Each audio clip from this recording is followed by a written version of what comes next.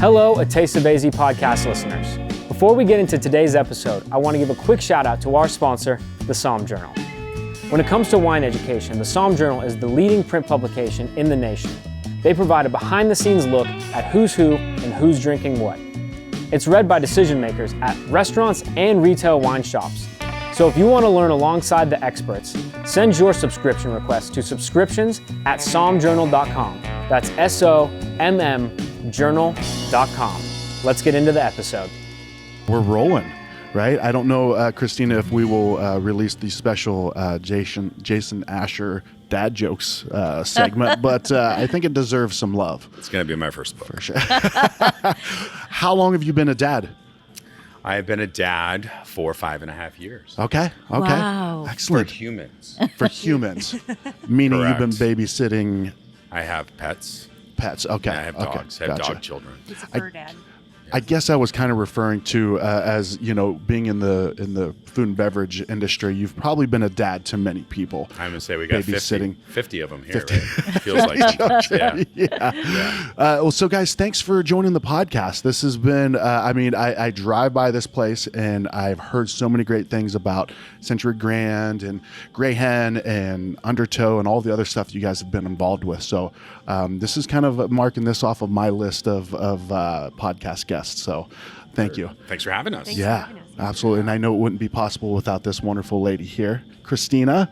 Well, one of my favorite places, and I was telling Kailee, I love coming here with people who've never been, just to experience their first experience and the kind of awe I think that everybody has when they walk through the doors. Yeah. Like when they opened the doors for us, there was already like the smoke was like the vibe of, I don't know, you call it smoke, you call it fog, haze. Yeah, a little haze. Yeah. A little hazy. It's sort of the way I describe it, it sort of rounds the edges off in a very sharp and rigid environment. It helps to kind of smooth things out. Yeah. I dig that.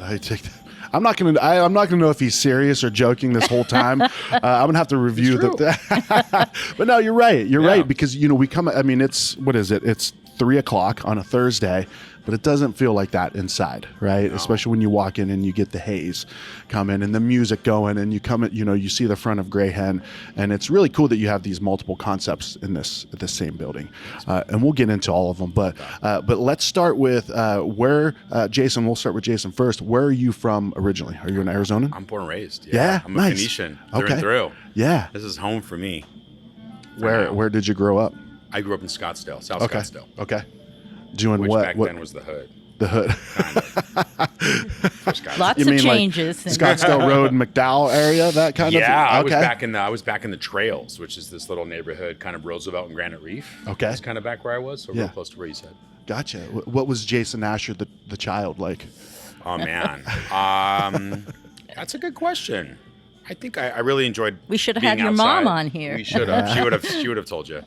I really enjoyed being outside. I was a pretty active kid. I played sports my entire life, so I was always out and about. I see a lot of those similarities in our kids. Okay. Yeah. Sometimes. Kind of crazy, like just keep you on your toes. Yeah, they're just they want to have fun. They want to be outside all the time, awesome. every day, all day. Yeah. That's all they care about. It seems like it's a natural thing for kids, right? If they want to be out, and then you introduce them to like a PlayStation 5 or a Nintendo original for me. And down the rabbit hole, right? Yeah. Keep them away from that for a little bit. And Kailee, you as well? Are you from Arizona? Yes. So I was born in Arizona. Okay. I was born in Kingman, Arizona. And my parents worked for Harris in Laughlin, Nevada, and grew up in Bullhead City. And then migrated our way, opening a few other Harris properties, and we ended up in Las Vegas. So I went to high school and college in Las Vegas. Gotcha. I am a Running Rebel alum. Okay. So was that back in the day of like the Larry Johnson years? And I mean, that was probably your childhood No, years, it was. right? I went to school there after the basketball team got worse. Okay. Yeah. That was a shark, right? What was that guy's name? Tarkanian. Yeah. I grew up in Ohio, but like that was like the Wild West of sports, right? That was. Yep. They were like the badasses of sports. They were. That. Yeah. I still went to a lot of basketball games. Yeah. Okay. Basketball fan. Then it's. Yeah. Yeah, we love basketball. Yeah. Yeah. We're huge Suns fans. Well, I am. I don't know about her. Yeah. Well, what was the path? Like, what was the path like early on? Like, Jason, was cocktails and this type of stuff? Hell no. No. I mean, you studied architecture, I think, did. right? You know, being a police officer was truly my first real, I think, goal as a kid. Okay. My uncle was a police officer, and that went away really quickly. And then I pursued architecture, and I spent many years studying that, working in firms, and I decided that the hospitality industry was calling my name. Okay. And there was a little bit of patience that I was attempting to find, and I thought that I might be able to find it in this industry because I just was relatively impatient as I came to architecture, designing something, watching it come to fruition. I know what you're thinking. Did We're you not know there's leaving a yet. train here? I know what you're thinking. And so, you know, I really loved sort of the mathematical piece of it and the preciseness of it. I loved being creative. I was a very creative child growing up as well. And so when I moved myself into this world and lied my way in, because there's no other way to really get in, you have to lie. Architecture or the hospitality industry. Yeah. I mean, I straight lied my way in, and it was great. You know, I found myself into jobs that were way bigger than I was capable of filling personally. But I learned and I grew, and I managed to find my way over to the sanctuary. Okay. And at that time, I had just come back from culinary school. I'd taken a break from college, went to culinary school in San Francisco, worked in some amazing kitchens all over the world in cities like New York and Las Vegas and Hawaii, and then I came back here to Phoenix. And talking to the same three guys sucked. So here I go, fast forward again, and we're back in this industry where the opportunity to engage with our guests and really truly make magical experiences became something that I loved.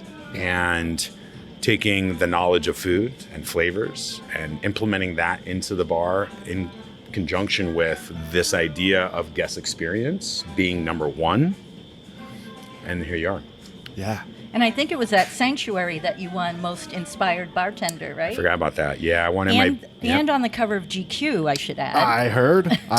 Yeah, I was hoping you would bring one for me to sign. I have one at the house. I have plenty at the house. Yeah. On the cover. It changed my life. Yeah. It changed my life. I mean, I will tell you, and without hesitation, I woke up the next day and my life was different. Wow. How long ago was this? What year was this? In 2010. Okay. Yeah. Dang. And then I won Chopped.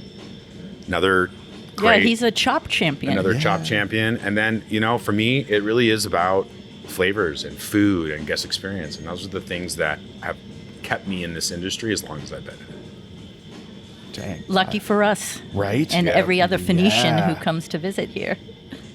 And Kailee, what was your path? Were you basketball? You were going for basketball? You were going to be a basketball player? No, I was not going to be a basketball player. So I ended up in Las Vegas, and my parents worked in hospitality my whole life. So I grew up going to meet my mom at work and sit at the, next to the bar and wait for her to get off work as she was a cocktail waitress. And I saw the good, the bad, and the ugly side of this business, and I really didn't want to be a part of it whatsoever. Okay. So I had these kind of big lofty goals that one day I was going to grow up and get to move to a big city and get a big city girl job, and I wanted to do public relations. I thought that it sounded really awesome to be able to talk about something that's amazing all the time to other people and make them fall in love with it as well. And I graduated at the height of a recession. Okay. Yeah. So I was working in the mortgage industry, actually, as I was going to school full-time, and I lost my job during the real estate crash of 2008. And I graduated in December of 2008. Yeah. And I went and got a job at a nightclub. Not because I didn't have to lie my way in. I was just cute. So Yeah. they're like, No "You're comment, hired." Jason. Yeah. And I worked in nightclubs for 8 years. Okay.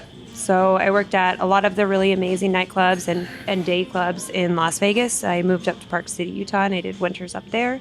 And so I worked at a few of the nightclubs and resorts up in Park City, Utah. And, fast forward, I was 27 years old. I had just moved back home to Vegas to take care of my stepdad, who was much older and needed some help. And in the midst of that, I met Jason. In Vegas? In Vegas. In Vegas, okay. Yeah. Yeah. I remember when I went to Hakkasan, and I forget how your name came up. I think it was Adrian Hasbury who worked there at the time. Yeah. And I must have said Phoenix or something, because I remember your name came up, and he said, "Yeah, she's left us for some, I think Jason Asher, her boyfriend up in Phoenix." But I remember, so you must have just Jason's just started. learning this. He's like, what? Yeah, because I Thanks. remember he said something like, "He better treat her good." So Yeah. Yep. Yeah, that was that'll be a day I never forget. Almost 10 years ago. How did you guys meet? A mutual friend. Okay. Yeah, I was down there for some business. I was working for Young's Market Company, which is now Republic National Distributing in the country. And I'd spent about 7 years with them, kind of honing in my skills, learning the business from the other side, and so that I could come here and really be even more successful. And I will tell you, I use that shit every day. But we were out in Vegas, and I had spent 3 days with Bevmo, and I was over it. I was over spending the days. I was 3 days in already, and they gamble and they drink. Right? It was just fun, a lot of fun. For sure. But I needed a break, and Yeah. so I asked my boss, and I said, "Hey, man, can I do something different?" He said, "Well, it's first Friday." He goes, "Yeah." And so I called a friend of mine. And he said, "It's first Friday. You should go downtown." Oh, so then my boss joined me, and we went downtown. And I met this beautiful woman. I was bartending. Okay. Yeah. Yeah. And it was just like magic. There was haze. Is that why you guys brought the haze? There wasn't any haze. Jason was wearing a tight t-shirt with this really nice vest. And he was very muscular and he had tattoos, and I was bartending, and my friend walked in and I was like, "Hey, Gaston, you're here." And then I saw Jason and our eyes locked, and then he came back to order drinks, later on, like an hour later, and I spilled the drinks all over the bar. were your hands shaking? All over his tight shirt. Whoops. Yeah. Might need to take that vest off. You might need to take that off. That's I'm funny. so sorry. That's awesome. And where do you guys go from there? So you meet in Vegas. Right now you're in Phoenix. How does that all culminate? We had no bars at that time. I was working in the corporate world, and I was, as I What do you mentioned, mean by what do you mean by the corporate world? I was working for the distributor world, the wholesaler world of alcohol. Doing and I was, sales or no? I was a big manager in the company, and I oversaw a huge division that had mixology and craft spirits, and it was a really great job. And at that time, I didn't have a bar. Yeah. I always wanted a bar. Yeah. Right? You don't realize how much work a bar is. Yeah. It's a lot of work. the fun part is minimal. Oh my God. You think about this part, you don't think about this part. Right. Yeah. Long story short, I had an opportunity, and she was very supportive of that opportunity. And I came in as a sweat equity partner on a concept called Counterintuitive that we opened with a restaurateur here in town who had spent 20 years building brands of his own. Or as we regulars lovingly called it, CI. CI, yeah. Which I missed. That was a special place. It was. I have a feeling that it may come back in sort of a different set of clothes one of these days. But nevertheless, we opened Counterintuitive, and Counterintuitive was a labor of love. We didn't make any money on Counterintuitive because we weren't open that much. And even when we went to 5-6 days a week, it was still just a small little kind of tiny bar that, but it paved the way. It gave us an opportunity because of the style of bar it was, which is a rotating concept. Every 6 months, the entire space would flip. Think of a evolving pop-up, just keeps going and going and changing and changing and changing. But by doing that, we walked away with over 7-8 full-blown concepts with data and logos and a full business plan surrounding it. And before you knew it, the UnderTow was born, and then the Century Grand was born, and then the Grey Hen got its facelift over the pandemic, and boom, here we are. And it started as an apothecary, I believe, right? It is an apothecary. Still. It started off as a liquor store. What is it? First of all, what's an apothecary? I've seen it on Schitt's Like Creek. where you sell medicine and Okay. and tinctures. And Like an things old like- doctor's office. Before the pharmacy. Yeah, before the Okay. pharmacy. Ah, interesting. Where Yeah. people would actually use holistic medicine or herbs and spices and blend them together to produce, some, herbal medicinal ingredient. Interesting. So that was a concept, like that was the concept, or it was actually you were making medicine. So for when people? this space opened, this was a very large space. It's Yeah. about 5,000 feet. And we had to find a way to sort of diversify the space because this was the focal point when we opened the doors. Century right? Grand, The train. the train, The okay. train specific. So this was our cocktail bar, and we thought, okay, we're going to add a restaurant. And so we added a restaurant on this side of the building. And then we said, you know what? We need a space for people to hang out and wait while they're migrating around. And so the Grey Hen was born. And the Grey Hen was supposed to be a retail bottle shop and classic cocktail bar. We picked up nearly 120 barrels over the course of about, 2 different 2-month periods, about 120 barrels. And this was the way that we sold them. Okay. You could come in, you could grab a tasting. We had amazing whiskey aficionados at that time, and we have them again now. But you could come in, sit down, taste, and then take anything you wanted home with you. And I And it think you was- sold like bar equipment We too, sold bar right? tools, Bitters we sold and all kinds tools. of things. Yeah. Yeah. Very And it cool. was an okay business. Yeah. And it pushed. But at the end of the day, pandemic said cut your low-hanging fruit, and that included a restaurant, and that included a retail store. And what came out of it was the migration of UnderTow from the building next door into this space, and the transformation of the retail bottle shop into the apothecary that it is today, which we did ourselves. Okay. All the rest of this building, we hired a team, but this was Kailee and I and Rich by ourselves. We didn't have a budget. We did it for Wow. like $70,000. We flipped the entire room. Yeah. So that's kind of your baby in there. Like is Yeah. there a specialness to that? This is my CI. I have an Okay. attachment. This Yeah. is my sure. CI. Yeah, Okay. this is actually Ernesto's favorite out of the 3. Yeah. Oh, me for too. sure. He's talked about multiple times, and I got a little sidebar to this. I thought I love this. Is every time when Christina joins us, one of the first things people ask is like, "Where's Ernesto?" And right when she came today, you're like, "You flying Where's solo Ernesto?" today?" Yeah. I'm like, where's he at? But no, he's talked like at Luke's wedding a few weeks ago. He was telling us how much we're gonna love this place, and this is his favorite, right? He's the nicest man. Yeah, he really Aw, is. thanks. Yeah. They both are. They're the best, right? They really are. They are. So.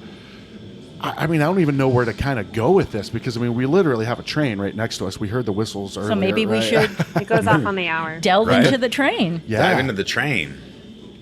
I think Kaylee's best suited to discuss kind of the trained general concept because there's history tied into it. So I'm going to turn it over to her, and then I can speak a little bit to the cocktail piece and kind of where our inspiration came from and where we're headed. Because as you know, our menus slip annually. And with that usually comes a few more bells and whistles, maybe a new video, maybe a new, So we'll talk about that in a minute too. Yeah. So I think Jason mentioned counterintuitive and how counterintuitive was really this incubation space, and they were able to test concepts in this space over the course of the 2 years that it was open. And a lot of what we do now really came directly from the ideation that we had with counterintuitive. Everything that Jason and Rich, our business partner, conceptually came up with was rooted in history. Okay. So there's just this element of history, this element of truth, things that happened, people that existed, and then we create a fake, story around it. So this Yeah. fictional narrative. And so, for example, one of our concepts with counterintuitive was around a racetrack in Tijuana. And so that was, a way for us to create cocktails around tequila and mezcal and other agave spirits. Yeah. But it was around something that actually happened and existed before. And the same goes for UnderTow, the same goes for Platform 18, as well as Grey Hen. So Platform 18 is inspired by Prohibition in the 1920s and the 1930s, and this character called George Remus. And George Remus was a lawyer and a bootlegger during Prohibition, so he kind of found the loopholes between the law of Prohibition. Brilliant. Ooh, yeah. Then he got crooked. Yeah. And so he was a pharmacist as well. So that he started off as a pharmacist, and then with Prohibition, he became a lawyer and a bootlegger. And so, guess what he sold out of his pharmacy? What? Whiskey. Oh, the good medicine. Yeah, the cure of all. Story for another day. So Jason and Rich had obviously taken a lot of trips over the years of coming up with these new ideas. And one of the trips they took to London, and there was a bar there in London that they had visited. It was in an old Bomb shelter. It was called Disrepute. But he said that it felt like a train station just because of the walls and how it was kind of built out. And when they walked into this space, when this space became available, Rich and Jason both were like, oh, it feels like a train station. So they wanted to kind of reinvent that space just around the inherent feeling that already existed in the building. Yeah. And so the train is a replica of a Pullman train car. George Pullman created these, luxury train cars. And this really is to kind of pay homage to the history of the Transcontinental Railroad in the United States, how the Transcontinental Railroad really kind of evolved, the landscape of the United States and pushed everything westward. And just, I think there's a lot of stories behind the people that built the railroad as well. And so it's really just about the United States and the history of the United States and how, and then we try to kind of create this fictional narrative around that. Yeah. And I think it travels through the Rockies, is it? Currently. Because Jason and took me for a currently ride it's a through the gin Rockies train real quick. also, And right? currently it's gin focused. Okay. Yeah, so the train's cocktail program is large. It's over 40 cocktails, including ice creams that we make in-house. I remember the very first time I came here, because I remember the name, the Winchester Rifle ice cream. I think it had, Madeira and coconut and it was small batch bourbon. Yeah, it had E.H. Taylor in it. Yeah, but I remember being, and since that day I tell everybody, make sure you save room for one boozy ice cream. You because have to. It's easy to overlook the ice creams with all the drinks, but you do not want to do that. I mean, the boozy grasshopper, think mint and chip. If you like mint and chip, which Kaylee's favorite, right? That's the play. You walk in there and you get this artistfully crafted ice cream that we make in-house that's around 6% alcohol by volume. So Guys, really I'll great. take a 6-pack of that ice cream, Right? please. Right. Yeah, so the train itself right now, I wouldn't say that the menu itself follows like a heavy theme. This was a little bit of a relaxed year in that sense. What we really wanted to do in the train was lighten it up, and that was my primary goal. So you see a lot of things that are effervescent. You see gin and tonics, and you see a lot of light style, light spirit, white rum, vodka, and of course we talked about gin, tequila. White spirits are really what reigns supreme in the train, and it's really catering to our very specific demographic. And the train's entire the inside of the train will begin to go through its metamorphosis over the next probably 2 to 3 months. As we get a new glass rack over the bar, which is, I think it was $20,000 glass rack over the bar. It's there because the train is already stunning. It's very elegant. It is. It's just gorgeous. Yeah, and then we went to Baton Rouge about a year and a half ago. About a year and a half ago, and we were in Baton Rouge. Went to New Orleans first, and it was the first time really I'd been to New Orleans outside of July, which is when most of us bar nerds migrate to the promised land. They call it tails. But we went out to Baton Rouge to meet with a film crew, and the film crew that we met with, incredible crew. They do scenic only, and they do all major close-up scenic shots for all major motion pictures. At the time, they were working on a Disney film. At the time we were there. And so we filmed, we went and visited, we talked to them, we saw some sights, and the film is done. It's filmed on the bayou in a boat with a steady boom that they then flipped it from day to night, added a sunset and a sunrise, and gave it a chug, gave it some steam. And so what you get are close-ups of Spanish moss, and you get this, you feel like you're in New Orleans. Yeah. In 60 to 90 days, the next time you're on the train, you're going to be going somewhere else. Wow. Yeah. That's I think it's sooner than that. great. He was given a little bit That's of a buffer. super but exciting. Yeah, I mean, there's concepts, and then there's this. Like because this is. I love how fully immersive it is. Yeah. It's nuts. Yeah. I mean, And I don't want to forget this part, but you also make fantastic non-alcoholic drinks.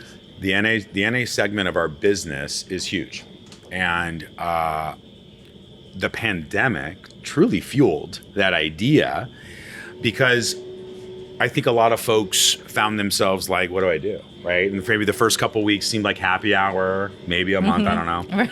Happy day. But eventually you got to bring it, right? You got to kind of bring it back down, and you got to kind of arrive and say, listen, you know, the NA game has been terrible up until like a few years ago. Sure. It sucked. Yeah. Nobody put any It time was like into an afterthought. It was. Oh shit. Did we forget to put what do you want to do for NA? NA mojitos? Okay, great. Yeah. Right? And the idea truly was to make you feel like you're a part of the experience. Yeah. And so we took a bunch of old recipes through a lot of research and development that we did, and we resurrected these specific modifiers that pull you in.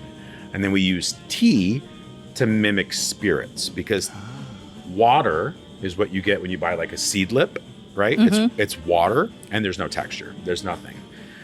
Tea has tannins and texture. And so what we end up doing are doing cold steeped individual single expressions of either tea or something, botanical or whatever. And then we blend, and we're doing 5 to 10 gallons of those mixes a week. Ah, that's So, very interesting. so I remember, because obviously, if anybody knows me, I don't usually order No, you don't. non-alcoholic drinks, but we were with Jason and Kailee one night on the train, and you ordered that blueberry kind of lassie. And Jason's telling me the memory. details. So these are the types of drinks you'll have. I think it was put in a fermentation box for 5 days. Yeah, or we something ferment it. like Yeah. that. Ooh, Yeah, so we interesting. were So doing. this is the care that Yeah. goes into. Yeah. Yeah, I mean, there's always new and exciting techniques to introduce. Today we introduced baking. I bought a stove, and we're baking our own cookies in house now. Like, I Really? mean, it is. If I had a full blown kitchen with ranges, it would even be another. I would take it even further. That's Seriously. pretty fun. Yeah. Real quick, let's hear. We got to take a little break and hear a word from our sponsor. Quick shout out to our sponsor, the Somm Journal. When it comes to wine education, the Somm Journal is the leading print publication in the nation. They provide a behind-the-scenes look at who's who and who's drinking what. It's read by decision makers at restaurants and retail wine shops. So if you want to learn alongside the experts, send your subscription request to subscriptions@sommjournal.com. That's SOMM journal.com. All right, so we left, and Jason was talking about all of the equipment for the kitchen he's going to buy. And start baking, and what else? Pizza, maybe at some I mean, point? Homemade pasta. I mean, really, cookies were the only thing we were outsourcing, and we stopped outsourcing when 2 beautiful humans moved to Chicago. I don't know if you know Country. Yes. And Country Velador. and Sergio. They owned a little place called Super Chunk in Old Town, and it was really a diamond in the rough, in my opinion. I thought that a lot of what they were doing was really cool and progressive and like sort of out of the box. And anyways, they moved to Chicago. They were baking our cookies, and so we took a huge pause. I'm talking like a year, probably. Okay. We bought up before they left. Like, they made us thousands of cookies, and then we stored them properly, and now we're making them ourselves. It's the last thing that we're not doing in-house. It's the only thing that's left that we don't outsource it. You mean you're saying because you have food here We as don't. well? Oh, No, okay. we so- have ice cream, but there's booze in it. Okay. Yeah. So the cookies are the only like food that you have. And for they're now. served here in the. They are the garnish for the clarified cocktails. So this is gotcha. an Okay. apricot cocktail. Okay. An apricot alfajore, and this is a membrio or quince alfajore in there. Wow. So there's again the details. For instance, when you go on the train, you are greeted with a glass of bubbly, and at the end when you leave, you get little truffles. Yeah. Yep. Yeah, we do whiskey truffles. And so we take our private barrel whiskey, we send it out to our chocolatier on the opposite side of the United States. She's got a full-blown factory. They've been doing it for decades. She converts them into truffles for us and then ships them back to us. And so every person that comes in the train not only starts their experience off with a little bit of champagne to kind of cleanse the palate and kind of waken the palate up a little bit. Okay. But then they finish with a beautiful whiskey truffle that is handmade by a beautiful chocolatier, a wonderful human out in the Vermont. Or Rhode gin Island. truffle, right? We're in gin. I'm so sorry. We're gin truffles on the train right now. So we're doing classic cocktail truffles. So I think right now we have a Clover Club. Wow. Gin, vermouth, lemon. Yeah. It's You raspberry. can't get away from the cocktails here. I There's wouldn't nowhere want to. to. There's I nowhere wouldn't to want run to. or hide. Yeah. There's a That's cocktail right. chasing you. Well, experience, right? Like you've said, experience multiple times. You guys talk about experience, and I mean, just the place itself creates an experience, but then you take it up multiple notches with things like that. I mean, how did the train get built? Like, is it an actual car that was just? How do you create that? We have a guy. Okay, you got a train guy. I got a guy. Train guy. His name is Dan Dewey, and he is a train and plane guy. Yeah, he builds planes. I would say that if you've been to a museum that has a plane in it, he's probably touched it. Okay. He's literally, I think he's got 7 projects right now. We're talking, fifth scale replica that flies. Wow. That's the kind of stuff he does. Like Wow. those giant, like a blackbird hanging from a ceiling. So he's a superstar in his field. He is, but if you've worked with artists in the past, they're a little flighty sometimes. But No pun But he's an intended. He does cool amazing stuff. he's an amazing artist, and he Yeah. built this from scratch. This is sheet metal and paint and wood and glue.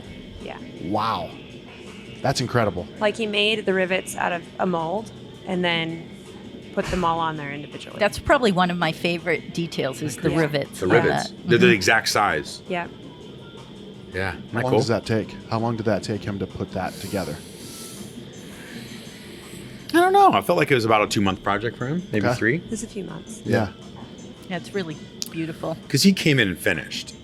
So they built the train first, and then Okay. he had to come in and clad it. That was Gotcha. his job. So they shaped it and everything, and then he came in and cladded it, Okay. yeah. Okay. Yep. I mean, we got birds. Grey Hen. I mean, there's actual. What is that? Larry Bird, I think, or Lady Bird. I think that's Larry Bird. Larry Bird's up He's there. blue, so I'm thinking it's Larry. Yeah. But I'm not going to pass any judgment. And then you have another bird inside Grey Hen in the cage. Yeah. And then we have UnderTow. That's the other beautiful Yeah. spot down around the corner. That's just through the walkway there, and it's an amazing tiki bar. And we just opened the second location for UnderTow in Gilbert. In Gilbert. Yeah. A few months Yeah, I ago. can't wait to visit that one too. And It's cool. imagine 2 years of additional technology pushed into the new location. Wow. What do you mean by that? I would say Like what? that it gives Disney a run for its money. Oh. And I don't mean that in a way that I don't think that Disney does good shit. I mean, we work with Imagineers, and it's that good. Wow. Yeah. And, Eric hasn't, and I'm sure some of the viewers haven't been to UnderTow. Could you tell us a little bit about that design? Yeah, tell. So UnderTow is inspired by the East India Trading Company, as well as extreme clipper ship that existed in the 1800s called the Flying Cloud.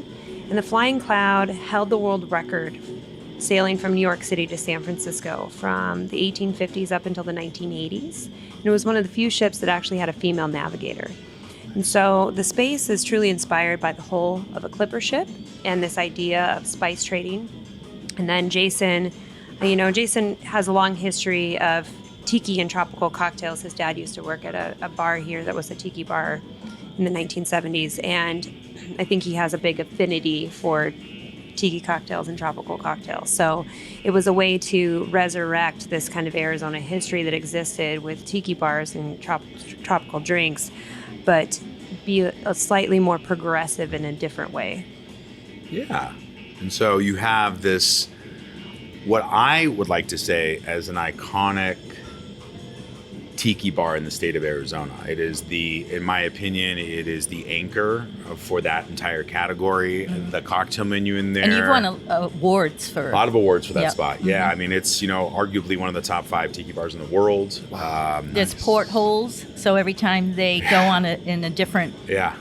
place in the world, it's fine-tuned for that. I remember the first time I went, one of the things I thought was so cool is because you're in the in the hull of it Yeah. is you could hear footsteps running up above you. Yeah. You know, as if people were. I think on that top freaked of me them. out the first time. I'm like, what? The hell? Yeah, and that's it though. We want you to let go. Yeah. That's the idea Yeah. with every concept we have, is that if you can just let go Yeah. and walk in here open-minded No and looking to have a great, expectations. no expectations, looking to have a blast, you will come back over and over and over and over, because it's a lot of fun. And you're going to have a different experience every time. Yeah. You know, our family of staff members here are loving, caring, hospitable. They're amazing. They're great with our guests. They're very, very talented. And so, you know, I think it makes for a really, all that adds up to just an incredible experience. Yeah. And you're pretty busy. I mean, people have to. What would you suggest they book? How far in advance? That's or is probably there more of a Kaylee limit? question, as she manages or monitors that more than I do. So we open up our reservations up to 30 days in advance.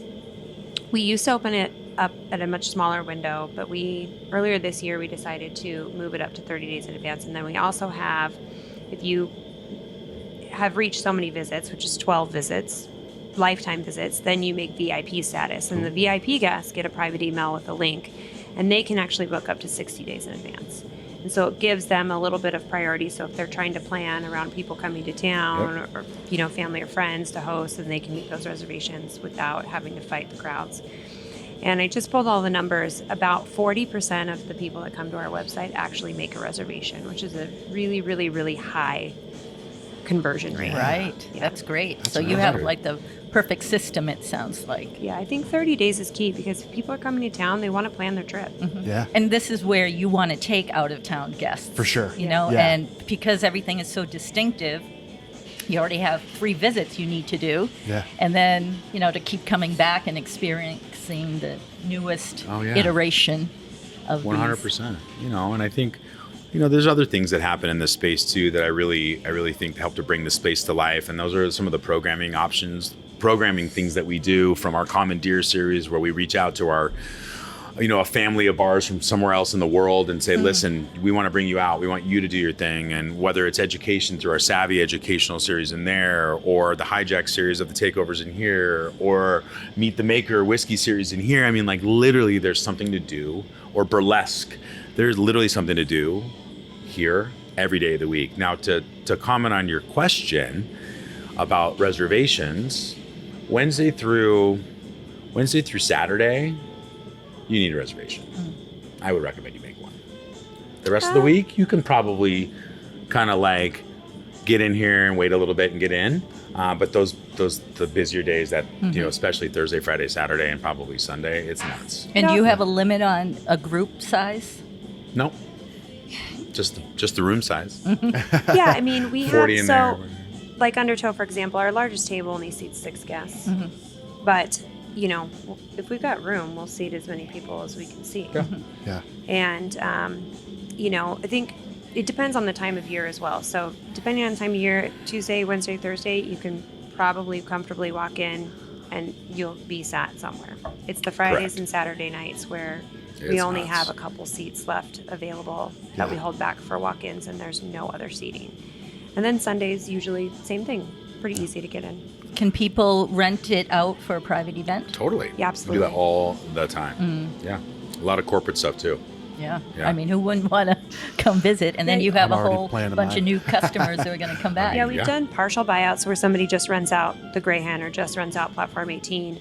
Or and most recently we did a full buyout, and somebody bought out the entire space for all 3 concepts, and they actually hosted their wedding reception here. And Wow. we did a different cocktail menu in every space. We did 5 cocktails. Okay, in I'm each renewing space. my vows. I know.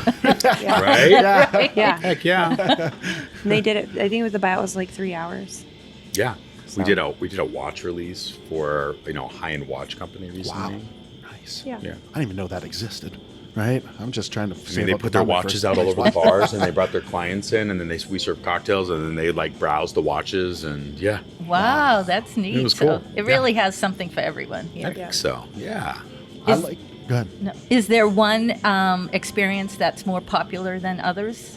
Or is it kind of equal? It's hard to say. Platform 18 is consistently busy all of the time, and UnderTow is often very busy as well. It's interesting though when you get the feedback from guests when they finally come into Grey Hen, they don't want to go anywhere else. So why? Like, what is it that have you? Because it's normal. Okay. Which is why it's That's great interesting. to start and finish. Start, finish, start or finish. And Which then- I've done a few times. And like then have and that one more way, cocktail and that way, over here. you know, you get to come here and hang out, and then you talk about your experience. You know, it reminds me of the first time I went to Sleep No More. I don't know if you've ever heard of that play in New York City. But Sleep No More is this immersive. It's Alfred Hitchcock mixed with Macbeth. And it's just this craziness. You wear masks, you run around, and you chase people. But it's incredible. It's immersive and Sounds awesome. sorry, And those look fantastic. Wow. beautiful. Thank you. Those are fantastic looking. How long do we have to look at them? You can try one. yeah, you go for Grab it. Are we waiting to? Can I drink them? We'll do a second set that you can photograph. Okay, cool. Oh yeah, beautiful. No, I didn't know if I could. Like, sorry. Do it. What is this? This is Hero du Monde, and I think Kailee briefly described the inspiration for this. But there's a really, really iconic dive bar in New Orleans, and when I first started going to New Orleans, nobody went there. It was amazing. You could go in there. It was you could like hang out. your Oh, it was the special spot, hidden right? secret. And you got sort of like evil-eyed a lot while you're in there. Nowadays, it's the hot spot for everybody to hang out. It's all your fault, Jason. It's That's right. apparently Yeah, trendsetter. they sell a frozen Irish coffee, and it's like the thing. I probably have 5 or 6 Oh, while I'm I've there. seen that. They're in the black cups. Yeah, and they'll show like a line with up ice at the Oh bar. yeah, it's just rounds. Yeah, it's nuts. You get big brain freeze because it's in a Taylor ice cream machine. Oh. It's delicious. But it's hot and it's muggy and crappy out in New Orleans in Yeah. the summer, and so You have it's a the few of perfect. those, and you feel good. Oh, you're in a good spot. So that was the inspiration for this. That's the inspiration for And this. what is this called again?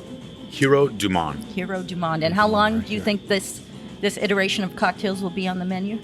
until next year. Yeah, through the year. Great. Yeah, You mentioned chicory, right? What is chicory? go for it. Oh no, Jason. You can tell. Chicory is an uncaffeinated root that, when roasted, resembles coffee. Okay. It's amazing. We actually use several coffee substitutes. Dandelion root is another one that you can roast, uncaffeinated, tastes like coffee. So we use a lot of like alternatives because it's not always about the up, you Sure. know, always. Yeah. And so we use it. If you go to New Orleans, if you go to Cafe Du Monde, which is the famous place to get beignets and chicory coffee, that's what you eat. Is the coffee good? No. Yeah.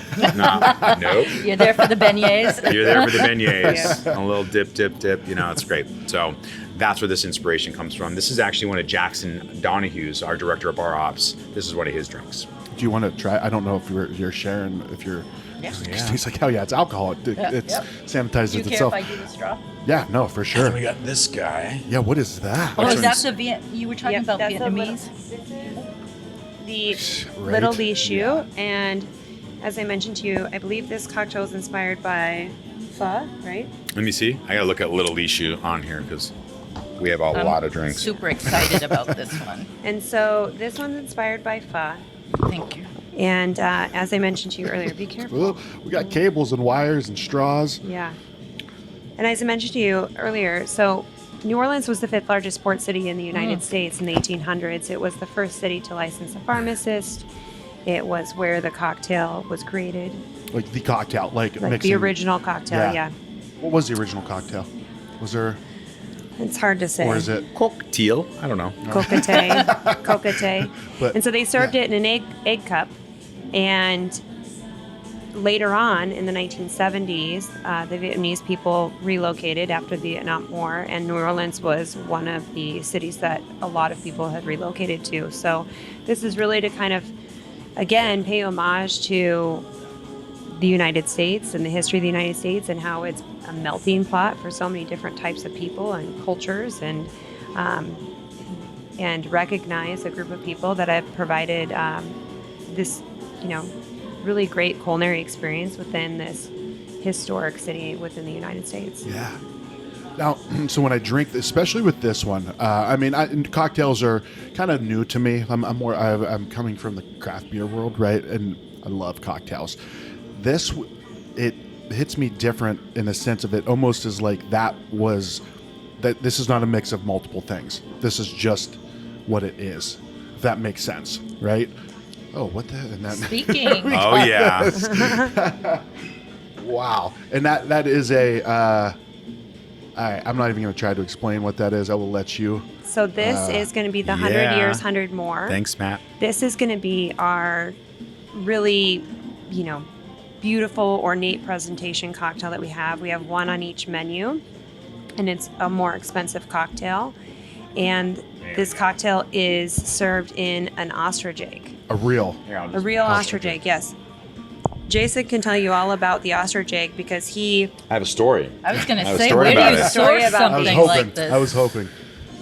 First and foremost, this is a dodo egg, not an ostrich egg. Oh, I'm sorry. Because we have a dodo bird as well.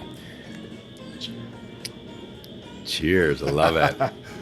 So this drink... I feel like real quick, I feel like this is like some sort of ritual. We're like, right? Yeah, like kava in Polynesia. You're in. Just pass it around. I'm feeling hazy. 100%. So here's how this went down. This was great. As we begin to, we write the drink first, and then we develop a concept for the drink and sort of the presentation piece. And so the drink was developed, and I thought to myself, the Grey Hen, I'm going to do a bird cage. Wes was working on bird cages for here. My initial thought was to take a duck egg, empty it, clean it, fill it, and seal it, and then store them in egg cartons in the fridge. So that when you ordered the drink, I would come over and crack it. Right? That was my first thought. I'm like, okay, this is it. A little ambitious. Was that what you were thinking, Kaylee? A little bit, right? And so the more and more I thought about it, I was like, I can't do it. There's no way. I can't. It's not gonna work. And then the ostrich egg, it dawned on me. So I hit up a really wonderful person here in town. His name is Thomas Porter. He owns a place called Porter Barnwood, which is in downtown Phoenix. It's like he's a huge picker. If you see cool shit in town, like old woods, that's his stuff. So I called him and I said, hey, I know you have all the lasers. I know you have all the machines, the CNC, all the things.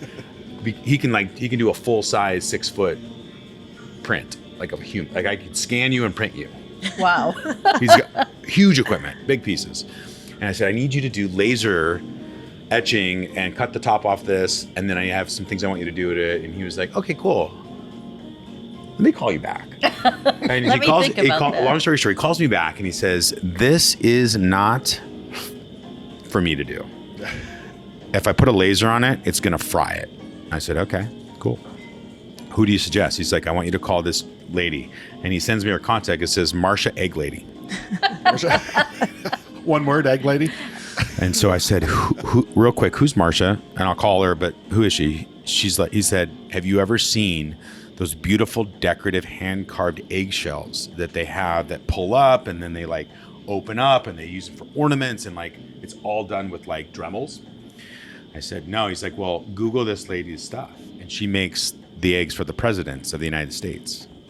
Wow. So I went and visited her. She lives on the west side of town. She deserves the took my email eggs. of Egg Lady, right? She made these for us. So this is copper lined or copper rimmed and then sealed. And these are genuine ostrich eggs. Wow. How many of those you have? Yeah, that's what I wanted I to know have too. six in service, and then I have another 9 ready to go for her if these die. Okay. Has anybody ever dropped one or broken one? I don't think we've lost one yet. Wow. No, not even stole. They're pretty impressive. sturdy. I know. For sure. I mean, normally I go through, like when we have a bells and a whistle cocktail, we lose A lot of stuff. We lose stuff because People take them. People take them. Yeah. In there, if you get the expensive drink, you get vintage glassware, and it comes over in a globe, and then the earth opens up because it's like, you have my heart. Now here's the key to the world. Please find your way. You open the globe, and there's a drink and like the whole thing, right? Yeah. That's awesome. I remember an UnderTow one that was one of my favorites because it was kind of a coconut wash Negroni, and it came in a treasure chest. You remember that? That was Harlan's Harlan's Folly. That's one of my favorite. There's a drinks drink you've in ever done. on the train now, or in UnderTow now, that has tequila, and it's in the same vein. with Campari and coconut and Irish moss, all the things. I know what I'm ordering. It's my favorite drink in the entire bar over there. I love it. Wow. Wonderful. I'm surprised nobody's stolen an egg. Didn't you say that I don't know it if you can could handle fit it. like 200 pounds? So an ostrich egg, you can sit on it, but 200 pounds it will Wow. hold. Like a So the shell is very thick. very, very. It's like porcelain. Yeah. Like before I sealed it, you could go like this, I actually thought that and it was sounds like porcelain. glass. Yeah. Yeah. Super thick. So. And what's in that drink? Oh man. So 100 years, 100 more really starts with a single malt scotch, and that's Balvenie 21-year Portwood. And this scotch is an iconic scotch of the Balvenie lineup, and I thought that it was appropriate to share that with our world of guests. And so this drink contains that beautiful Balvenie 21-year-old Portwood. It has a little bit of Caribbean cask Balvenie as well, which is their 14-year-old. We then add a little bit of the Grand Marnier's Centenaire, which is their extremely old version of their Grand Marnier. It's a little bit different. It's got a higher amount of cognac in it. Martini and Rocher Speciale Bitter, which is this beautiful cinnamon-forward Campari-like product. It's really, really good. A little Bianco Vermouth from our friends over at Carpano. A little East India Sherry, which is considered cream sherry. A sweetened sherry, essentially. We use lemongrass, Angostura bitters, and orange oil. It's so sophisticated. Yeah. Well, and I love it because you taste the whiskey too, right? The whiskey, I mean, you're using a great whiskey to drown that It's a whiskey in drink. ingredients. Yeah. Yeah. To be like, I'm kind of getting the whiskey. It's like, no, that whiskey is front and center. Yeah. That's fantastic. All three of these are amazing. And what's in this? So the little Lishu, we use Thai basil and we infuse it into vodka. And for this particular infusion, we just rough chop and let it sit at room temperature. It does the job. If we were to heat it and do a sous vide sort of application, it would end up being tea-like, and that is not what we're doing. We then add a little bit of genepi. Genepi is an herb that, when turned into a liqueur, has reminiscent notes of chartreuse, which is delicious. Oh, no wonder I like Genepi so much. Has a little bit of peach liqueur. I never thought of that with that. Yeah. But that's if you go and you take chartreuse and you break it into its million parts and you look, Genepi is one of the botanicals that's in it. Yeah. And so we add a little bit of mac root lime leaf, pineapple juice, a touch of coconut, a little bit of lime, and pho spices. And as I was talking earlier, one of my favorite drinks I've ever had in my life was actually a take-home cocktail from here during the pandemic. Which one was it? It was the one based on pho. Oh yeah, that one. That was the inspiration. That was the R&D out of the gate. For this one. Yeah. Yeah, but it's spectacular. Thanks. I'm learning a lot today. I got a lot of words to look up, right? 100%. Before we wrap this up, though, I want to kind of go back to just a couple quick things. Number one, I think it's really cool that the VIP is like an earned thing, right? It's you come and you are VIP, right? Well, and I like that you're rewarding regulars. Yeah. It's a level playing field. We want For sure. everybody to be treated like they are all VIPs. But to get the status, you got to come in. You got to be a VIP to be a VIP. Yeah. And number two, the team that you have behind you, right? In a time in that it's really hard to get, good people to fill positions. For you guys, how has that happened? Hiring. Yeah. The hiring process right now. I will be honest. There was a little bit of a. It was hard. It was hard. There was a solid. I would say until a few months ago. Even maybe 6 months ago, I felt that it was a little bit of slim pickings. And now, with a different perspective and sort of different expectations, we are developing bartenders to be better bartenders these days. The old days, call it 5 years ago, where there was a solid group of professionals in town, and those were the heavy hitters. Nowadays, everybody's kind of spread out. And because of that, you have a lot of different education happening, which I think is great. It grows a community in a way that I don't think we could do by ourselves. But more importantly, we're bringing in new crew, new people, the next generation. Yeah, the next generation. And it's providing an opportunity for us to grow. If we don't start training our future, we can't grow. Sure. Because to your point, if we open another bar tomorrow, how am I going to staff it? Right. And I hear so much from people who've worked under Jason or with Jason on what an amazing mentor he is. So, I mean, I hear it from all aspects, whether, they've learned consistency or whether they've learned to always measure, every little detail. It's I don't think people realize, except maybe us in the industry, how much he's shaped the cocktail scene here in Arizona. Yeah, I guess I don't ever think of that. I'd like to add that, over the course of the last year to year and a half, we really had a focus on growing our business, and we added other team members to really focus on operations and the operational side of the business. And so Matt Snap joined our team from Fox Restaurant Concepts, and he is the EVP of operations. And then we brought in Courtney Kozik, who used to be the GM at a really great establishment up in San Francisco, and she is the director of operations. And they're the ones that are really spearheading, the trainings for our staff and the growth, and creating benchmarks for the team to have opportunities to grow and expand and learn more. And so that, I think, is a really key component to the success of our business, is making sure that we have people that are really focusing on management, bartenders, just personal and professional growth for people. Sure. I would say, is it the delegation of that, of kind of taking things off of your plate or whoever's on the team now to put it in the hands of people that can. It's one of those things. Number two. Yeah. When number two showed up. Yeah. Baby number two.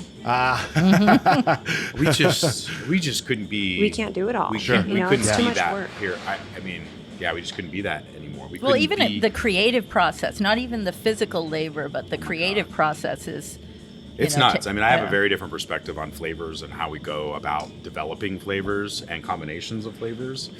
And sometimes they use it and sometimes they don't, but it works. It's really looking at integration of flavors and how lovely they are and why they work together. Yeah. Yeah. So what's next? I can't tell you. Like legally, or are you gonna just? I will tell you that.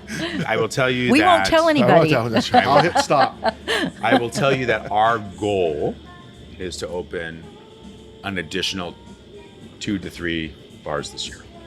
This year. The Northwest Valley has Absolutely. no craft cocktail Yep. places. I agree with you. I agree with you. Yeah, we both live up there. Northwest, is that like Arrowhead area? Yes. Happy Valley. Happy Valley. Yeah, we're right off Happy Valley. Yeah. So. Nice. Norterra. Okay. Norterra. Or, you could 19th just Avenue and open Joe it Max. in my house. I mean, we can just come and have dinner, and we can make you some drinks. I'm down for that.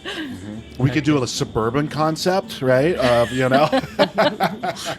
I don't even know what our next concept will look like, I mean, I would I'm imagine. sure we're all excited about whatever it is. For sure.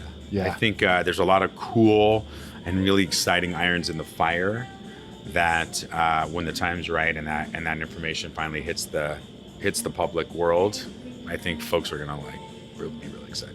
Even more than we are now, Eric. So I think what that's the does coffee. that- I think it's the coffee. It's kind of like, because there is coffee, and I know there's There chicory, is. but there's also black, or was it Mr. Black cold brew? Cold brew. Yeah. And that's like the strongest that's the strongest coffee liqueur, I think, on the market. Oh, I didn't know that. Yeah, Well, I makes haven't. sense. I'm feeling real energized right now. So, but no, this was fantastic. Thank you guys so much for welcoming us in. You're so I know welcome. This is before hours, and you got your team here just doing awesome stuff. And thank you guys. very Thank you. much. Thank Yeah, you. We appreciate it. Cheers. for sure. And cheers. I mean, we only Cheers. have 3 drinks, but cheers to you guys. Yes. And, Cheers Jason, to. you want this, or who wants this? Is that you? You have to drink from the Cheers to sacrificial you cup. two geniuses. Yes. Cheers. Cheers. You guys are awesome people. Thank Thanks you for having for us in. thanks for having us. Watch out for that cork, Yeah, Christina. I'm not even going We to can't. try. I can't I'm hit not stop even going to until. try. All right. I'll- Well, Cheers. awesome. Thanks, guys. And then some truffles, of course. Oh, we got to leave with the. That's are right. These are the gin truffles. As if your BAC wasn't. These ones might be whiskey. Oh, these are whiskey. These are whiskey. Yeah. But isn't that a nice touch? That's yeah. Because you already have a wonderful time here, and then you end with a little sweet treat. I know. That's what Riker said. He always says sweet treat. Sweet treat. Oh, it's so cute. That's so good. Everything that hit my mouth this last hour has been fantastic. So, Thank you. and I don't think we're done, right? At 4 o'clock, there's a reservation. Oh yeah. Okay. We do. We got to wrap it up. Luke's saying wrap it up. Awesome. Thanks, guys. Quick shout out to our sponsor, the Somm Journal. When it comes to wine education, the Somm Journal is the leading print publication in the nation. They provide a behind-the-scenes look at who's who and who's drinking what. It's read by decision makers at restaurants and retail wine shops. So if you want to learn alongside the experts, send your subscription request to subscriptions@sommjournal.com. That's SOMM journal.com.